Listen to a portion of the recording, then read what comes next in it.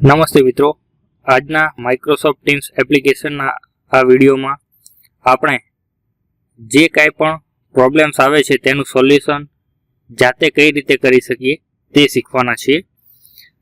એક મિત્રની કોમેન્ટ અને કોલ આવેલો હતો કે માઇક્રોસોફ્ટ ટીમ્સ એપ્લિકેશનમાં નીચે કેલેન્ડર દેખાતું નથી.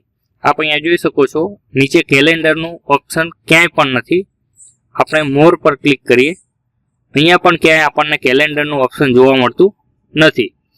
તો આવો કોઈ પ્રોબ્લેમ જ્યારે આપણી એપ્લિકેશનમાં હોય તો તેનું સોલ્યુશન કઈ રીતે કરવું, અથવા તો આવો અન્ય કોઈ પણ પ્રોબ્લેમ જો તમને માઇક્રોસોફ્ટ ટીમ્સમાં આવતો હોય તો તેનું સોલ્યુશન તમે જાતે કઈ રીતે કરી શકો તે આજે આ વિડીયોમાં આપણે જોવાના છીએ.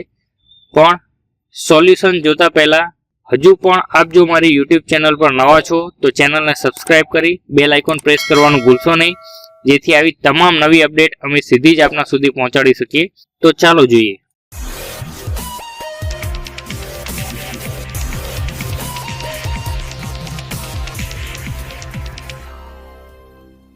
મિત્રો, અહીંયા માઇક્રોસોફ્ટ ટીમ્સ એપ્લિકેશન ખુલ્લી છે.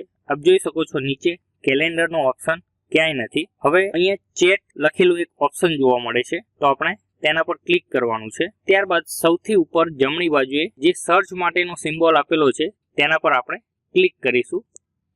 ક્લિક કર્યા બાદ helpccc@gujccc.com અહીંયા helpccc@gujccc.com એવું લખીશું તો નીચે આપ જોઈ શકો છો helpccc નું એક આઈડી આપણને જોવા મળે છે.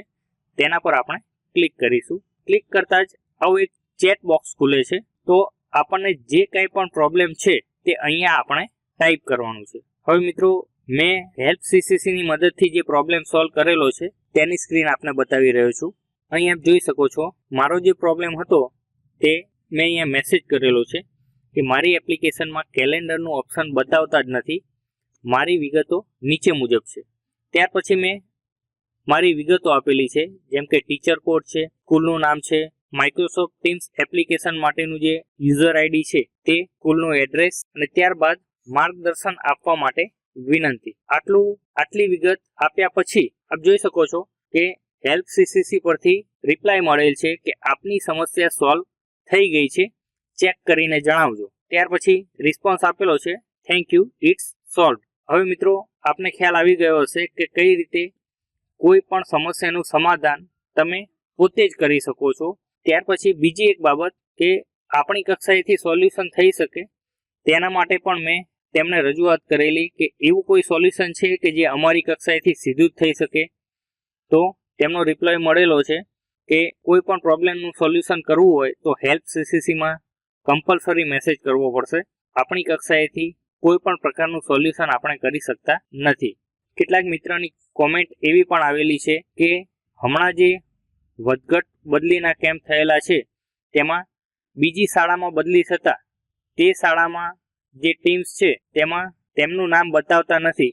આ પ્રકારના બીજા કોઈ પણ પ્રોબ્લેમ્સ હોય તો તેનું સોલ્યુશન પણ આપ આ રીતે મેસેજથી કરી શકો છો. તો ચોક્કસ આજના વિડીયોમાં આપને તમામ બાબતો સમજાઈ ગઈ હશે અને તમે પોતે જ તમારા પ્રોબ્લેમનું સોલ્યુશન કરી શકશો તેવી મને ખાતરી છે.